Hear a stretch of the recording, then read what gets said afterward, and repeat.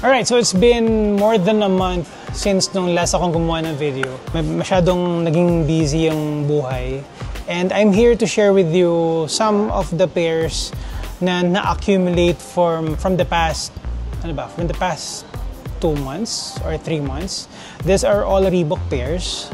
Dalawang collab, tsaka isang non-collab. So, parang quick unboxing lang. Actually, isa dito, na-post ko na sa Instagram, quick reel or unboxing lang. Tapos ngayon, papakita ko lang sa inyo, lahat hindi ko pa nagagamit. And yeah, yung mga collabs dito were 2022 release pa. So, may mga local counterparts to, pero itong mga specific pairs na to were never locally released. Hindi sila nakasama ron sa allocation ni Reebok Philippines. Okay, yung unang i-unbox natin, ito, sabi ko nga dun sa reel ko, medyo beaten up yung box niya. As in, yan, no? As in, siguro after this content, baka i-discard ko na yung box completely. Itapon ko na siya kasi hindi ako natutuwa sa nangyari sa kanya. Napunit pa yung label. Isa size 11 pero walang pangalan ng sapatos. So, this is the Premier, ito, the Premier Pump Paris Trainer. Ayan siya. So, it's a runner or a trainer na may pump mechanism dyan, may pump technology sa bandang ankle. So, most likely, ang intent nung pump niya is to secure the ankle area. I won't be diving deep dun sa technology kasi hindi na ako maasang gumagana siya na maayos. This is a retro pair. This was released back in siguro late 90s, early 2000s, ganyan. So yeah, ayan yung pangalan niya. Yung RBK branding was the Reebok branding back in the 2000s. Tapos yan, Premier Pump Paris Trainer. So same same family as the Premier Road, Premier Road Plus 6 na nilabas locally. But yeah, yan siya. 90s and 90s yung, 2000 aesthetic.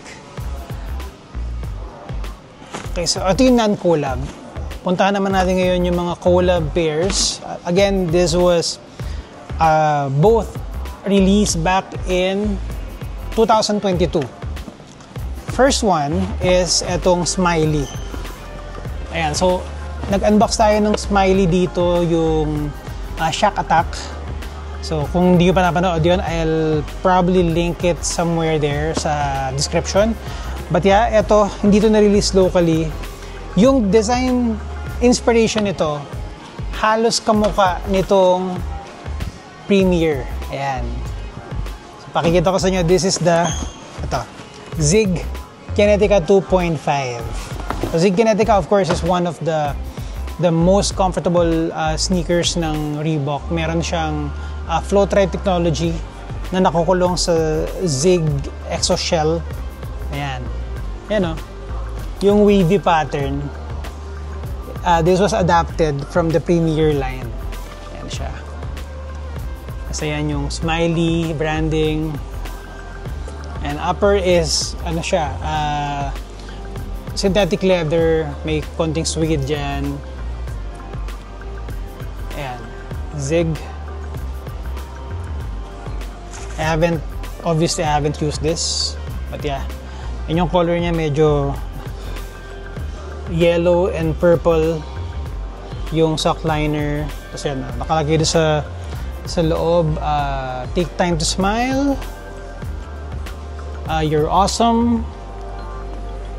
You can't buy happiness but you can buy sneakers. Ganda.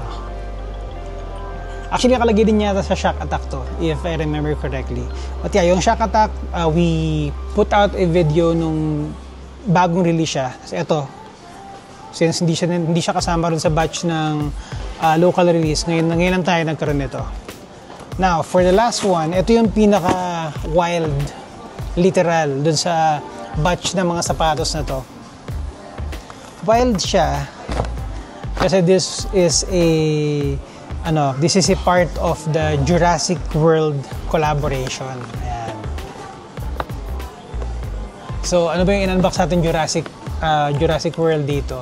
The classic leather. Ito yung classic leather na gray. So, eto, hindi rin to kasama ron sa mga local release. Kasi ang nilabas ito, classic leather, meron tayong nano, meron tayong Zig Kinetica.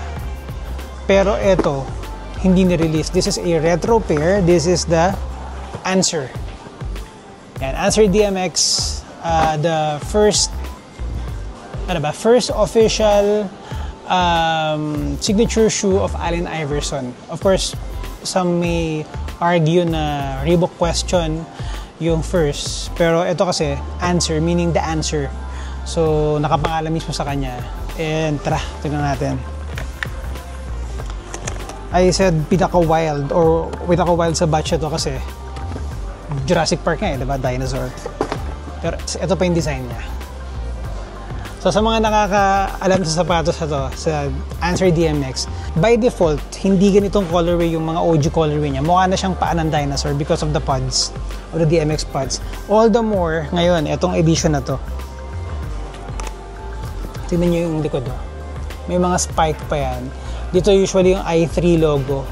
May spike dyan. Sa likod may mga spike. Tapos yung leather niya, para talagang balat ng dinosaur. Tapos yun nga, syempre, yung pods nga, mukha siyang paan ng Triceratops. Ano yung Triceratops, diba? Yung dinosaur na may 3 horn. Tapos sa tongue, meron tayong cross-branding ng Jurassic World tsaka Reebok. Pati logo sila nandyan. And then, ito pa yung lamok ko. Yan yung lamok. Ang color niya is obviously brown, tapos may konting pinkish brown color dito sa sock liner, sa collar, sa tongue. But yeah, ayan, may logo ng Reebok tsaka Jurassic World sa insoles. Ayan yung ilalim niya. So ito, wala na to nung DMX-10, yung DMX-10 pods back in the 90s. Ang meron na to is itong buong to. Parang DMX pa rin yung tawag nila, Moving Air Technology, pero hindi na yung OG na DMX. But yeah, yan yung mga sapatos natin. Meron tayong Premier, Paris, Pump Paris, Zig Kinetica 2.5 from the Smiley collaboration, tsaka tong Answer DMX from the Jurassic Park or Jurassic World collaboration. That's about it. Thank you for watching. Maglalabas pa tayo ng maraming video. So subscribe and follow me on my other socials. I'll see you on the next one.